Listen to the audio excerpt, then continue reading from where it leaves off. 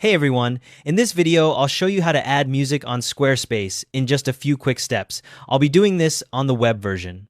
First, click on the Pages section in your Squarespace dashboard, then select the page where you want to place your audio.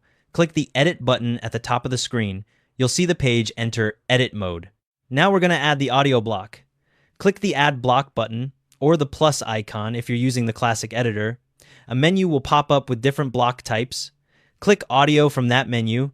The audio block will appear on your page and the block settings panel will open automatically. Next, click the pencil icon on the audio block itself to open the block editor if it's not already showing. You'll see the editor panel with tabs at the top, content, design, and possibly podcasting depending on your setup. Make sure you're on the Content tab. Here's where you upload your music file. You can either drag your audio file directly into the uploader area or click Upload File to browse your computer and select the file. Just make sure your file is in MP3 or M4 format and it's under 160 megabytes in size. Once your file uploads, you'll see it appear in the audio block. Now you can customize how it looks. Add a title for your track in the title field if you want one. You can also add the artist or author name underneath. If you want to change the player style, click the Design tab. You'll see options for minimal or classic player styles, and you can set the color to light or dark depending on your site's look. Back in the Content tab, there's a download toggle. Switch this on if you want visitors to be able to download the audio file. The download link will show up to the right of the player when you turn this on.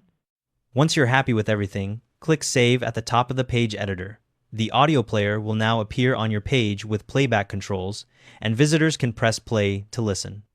A couple of tips: Squarespace supports MP3 and M4, files up to 160 megabytes, but for the best performance across all devices, they recommend compressing your files to 128 kilobits per second or lower.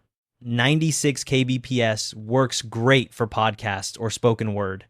Also, if your visitors are on iOS devices, the audio will open on a new page when they press play, so don't be surprised if it behaves slightly differently on iPhones and iPads.